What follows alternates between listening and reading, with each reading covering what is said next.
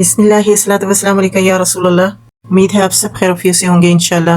اللہ تعالیٰ آپ سب کو اپنی رحمتوں کے سائے میں رکھے، ہر دکھ، ہر بیماری، ہر تکلیف سے محفوظ رکھے اور نیک عمل کرنے کی توفیق عطا فرمائے اور اللہ تعالیٰ بہترین رزق عطا فرمائے انشاءاللہ۔ اور جن کے ماں باپ زندہ ہیں ان کو اللہ تعالیٰ سلامت رکھے، اپنے بچوں کے سر پہ سلامت رہیں، اور جن کے ماں باپ دنیا سے گزر گئے ہیں اللہ تعالیٰ ان کو جنت الفردوس میں اعلیٰ مقام دے انشاءاللہ، آمین یا رب العالمین۔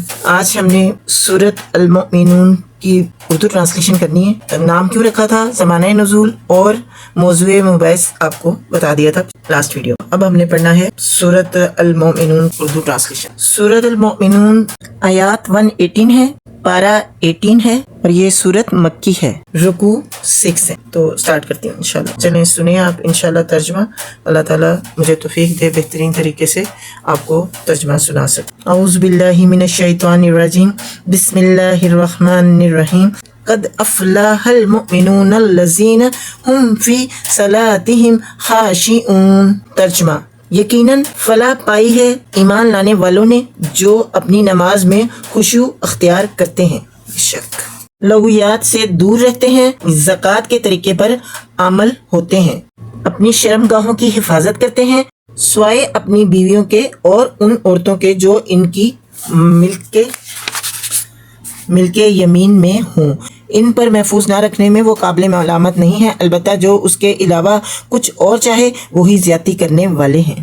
اپنی امانتوں اور اپنے عہد و پیمان کا پاس رکھتے ہیں اور اپنی نمازوں کی محافظت کرتے ہیں۔ یہی لوگ وہ وارث ہیں جو میراث میں فردوس پائیں گے اور اس میں ہمیشہ رہیں گے۔ ہم نے انسان کو مٹی کے سط سے بنایا، پھر اسے ایک محفوظ جگہ ٹپکی ہوئی بوند میں تبدیل کیا، پھر اس بوند کو لوتھڑے کی شکل دی، پھر لوتھڑے کو بوٹی بنا دیا، پھر بوٹی کی ہڈیاں بنائیں، پھر ہڈیوں پر گوشت چڑھایا، پھر اسے ایک دوسری ہی مخلوق بنا کر کھڑا کیا۔ بس بڑا ہی بابرکت ہے اللہ سب کاریگروں سے اچھا کاریگر۔ پھر اس کے بعد تم کو ضرور مرنا ہے، پھر قیامت کے روز یقیناً تم اٹھائے جاؤ گے، اور تمہارے اوپر ہم نے 7 راستے بنائے، تخلیق کے کام سے ہم کچھ نابلد نہ تھے، اور آسمان سے ہم نے ٹھیک حساب کے مطابق ایک خاص مقدار میں پانی اتارا اور اس کو زمین میں ٹھہرا دیا۔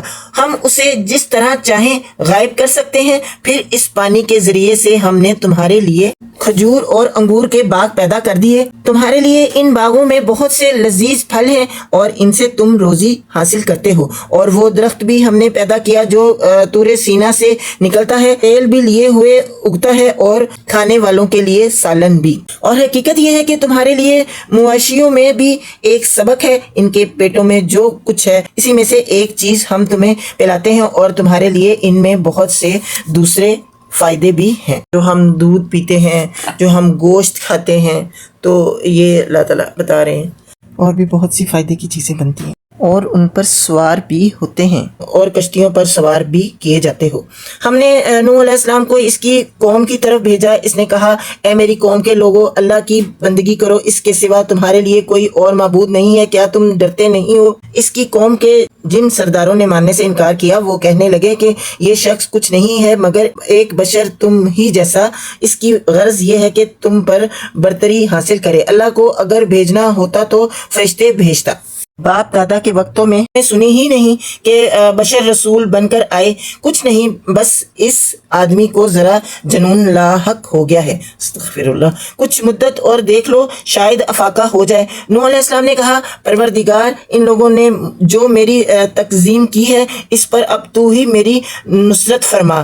ہم نے اس پر وحی کی کہ ہماری نگرانی میں اور ہماری وحی کے مطابق کشتی تیار کر، پھر جب ہمارا حکم آ جائے اور تنور ابل پڑے تو ایک ایک جوڑا لے کر اس میں سوار ہو جا، اور اپنے اہل و عیال کو بھی ساتھ لے، سوائے ان کے جن کے خلاف پہلے فیصلہ ہو چکا ہے، اور ظالموں کے معاملے میں مجھ سے کچھ نہ کہنا، یہ اب غرق ہونے والے ہیں۔ پھر جب تو اپنے ساتھیوں سمیت کشتی پر سوار ہو جائے تو کہہ شکر ہے اس اللہ کا جس نے ہمیں ظالم لوگوں سے نجات دی، اور کہہ پروردگار مجھ کو برکت والی جگہ اتار اور تو بہترین جگہ دینے والا ہے۔ اس قصے میں بڑی نشانیاں ہیں اور آزمائش تو ہم کر کے ہی رہتے ہیں۔ ان کے بعد ہم نے ایک دوسرے دور کی قوم اٹھائی، پھر ان میں خود انہی کی قوم کا ایک رسول بھیجا جس نے انہیں دعوت دی کہ اللہ کی بندگی کرو، تمہارے لیے اس کے سوا کوئی اور معبود نہیں ہے، کیا تم ڈرتے نہیں ہو؟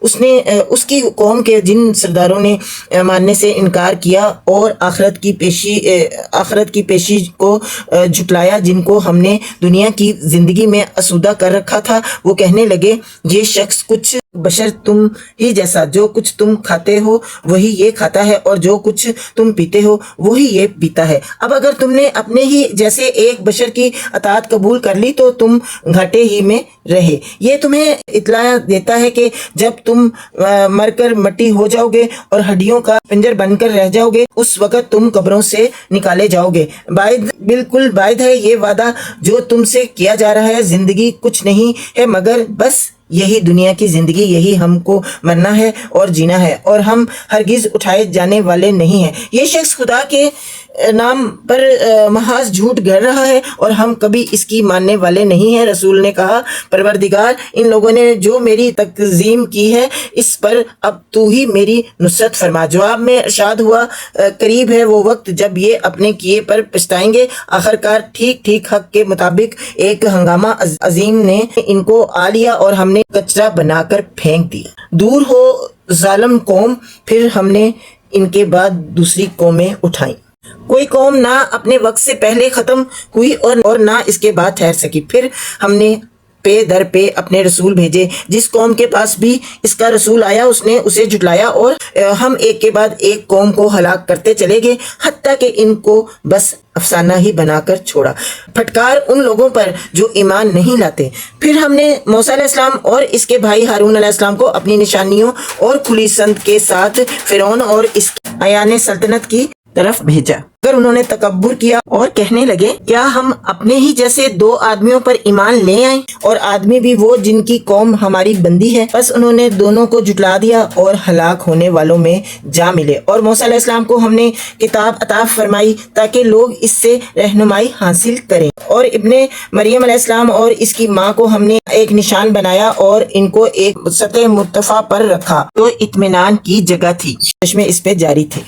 اے پیغمبروں، کھاؤ پاک چیزیں اور عمل کرو صالحہ، تم جو کچھ بھی کرتے ہو میں اس کو خوب جانتا ہوں، تمہارا رب ہوں، پس مجھی سے تم ڈرو۔ مگر بعد میں لوگوں نے اپنے دین کو آپس میں ٹکڑے ٹکڑے کر لیا، ہر گروہ کے پاس جو کچھ ہے اسی میں وہ مگن ہے۔ اچھا تو چھوڑو انہیں ڈوبے رہیں اپنی غفلت میں ایک وقت خاص تک۔ کیا یہ سمجھتے ہیں کہ ہم جو انہیں مال اولاد سے مدد دیے جا رہے ہیں تو گویا انہیں بھلائیاں دینے میں سرگرم ہیں؟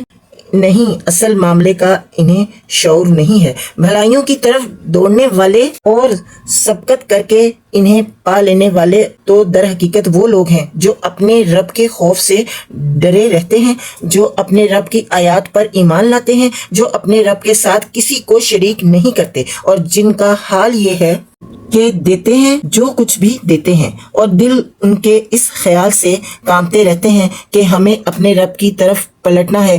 وہی بھلائیوں کی طرف دوڑنے والے سبقت کر کے انہیں پا لینے والے ہیں۔ ہم کسی شخص کو اس کی برداشت سے زیادہ کی تکلیف نہیں دیتے، اور ہمارے پاس ایک کتاب ہے جو ہر ایک کا حال ٹھیک بتا دینے والی ہے، اور لوگوں پر ظلم بہرحال نہیں کیا جائے گا، مگر یہ لوگ اس معاملے سے بے خبر ہیں، اور ان کے اعمال بھی اس طریقے سے جس کا اوپر ذکر کیا گیا ہے مختلف ہے۔ وہ اپنے یہ کرتوت کیے چلے جائیں گے یہاں تک کہ جب ہم ان کے عیاشوں کو عذاب میں پکڑ لیں گے پھر وہ ڈکارنا شروع کر دیں گے۔ اب بند کرو اپنی فریاد و فغان، ہماری طرف سے اب کوئی مدد نہیں ملنی۔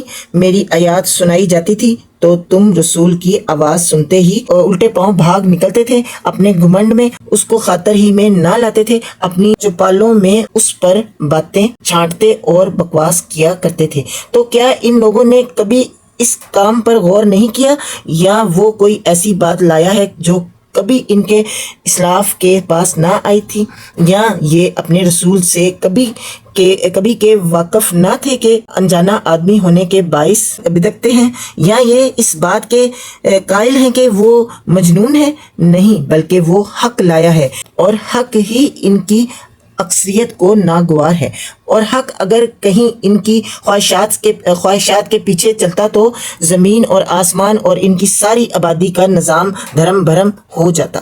اپنا ہی ذکر ان کے پاس لائے ہیں اور وہ اپنے ذکر سے منہ موڑ رہے ہیں۔ تیرے لیے تیرے رب کا دیا ہی بہتر ہے اور وہ بہترین رزاق ہے۔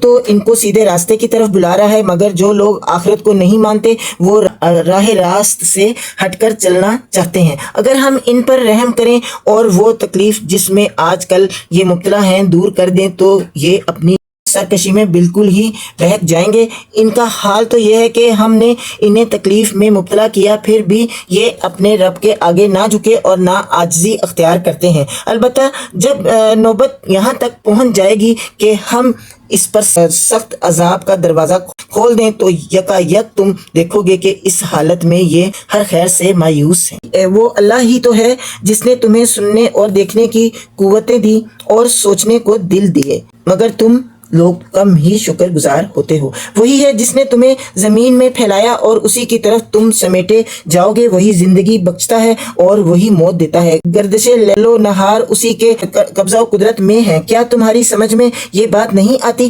مگر یہ لوگ وہی کچھ کہتے ہیں جو ان کے پیشرو کہہ چکے ہیں۔ یہ کہتے ہیں کیا جب ہم مر کر مٹی ہو جائیں گے اور ہڈیوں کا پنجر بن کر رہ جائیں گے تو ہم کو پھر زندہ کر کے اٹھایا جائے گا؟ ہم نے بھی یہ وعدے بہت سنے ہیں اور ہم سے پہلے ہمارے باپ دادا بھی سنتے رہے ہیں۔ ان سے کہو بتاؤ اگر تم جانتے ہو کہ یہ زمین اور اس کی ساری آبادی کس کی ہے؟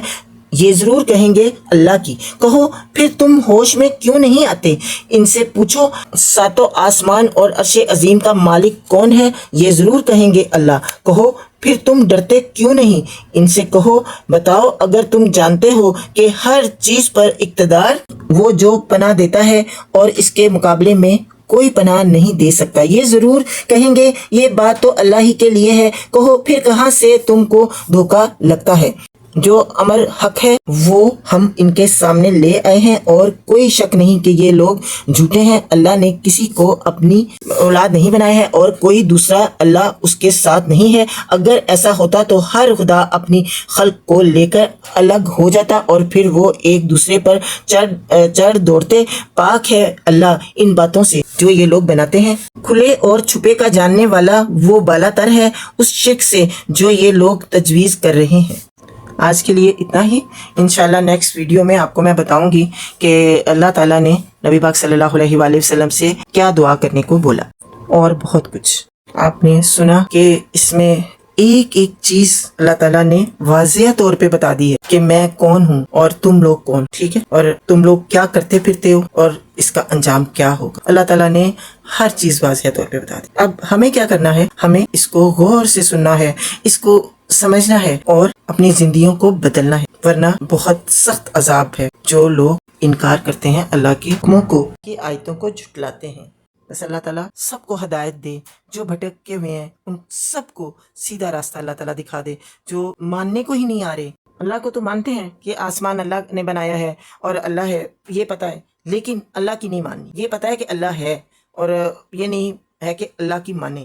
اللہ تعالیٰ کہتا ہے میری مانو، میں نے جو حکم دیے ہیں اس پہ عمل کرو، لیکن بہت کم لوگ ہیں جو کہ اللہ کے حکموں کو مانتے ہیں اور غور و فکر کرنے والے۔ اللہ تعالیٰ ایسے لوگوں کے لیے بہت انعام رکھا ہے۔ اللہ تعالیٰ نے بتایا ہے کہ جو غور و فکر کرتے ہیں، جو نماز قائم کرتے ہیں، زکوٰۃ دیتے ہیں، اللہ تعالیٰ اس پہ بہت مہربان۔ اور جو اللہ کو مانتے بھی ہیں، زکوٰۃ بھی دیتے ہیں، روزے بھی رکھتے ہیں، سب کچھ کرتے ہیں، لیکن اپنے ڈٹے ہوئے ہیں، اپنے جو ان کے برے کام ہیں ان کو وہ نہیں چھوڑتے۔ جس نے زنا کرنا ہے وہ زنا میں لگا ہوا ہے، وہ اس توبہ کر کے واپس لوٹنے کا کہتا ہے ابھی بہت وقت ہے، ابھی بہت زندگی پڑی ہے، عیش کر لیں۔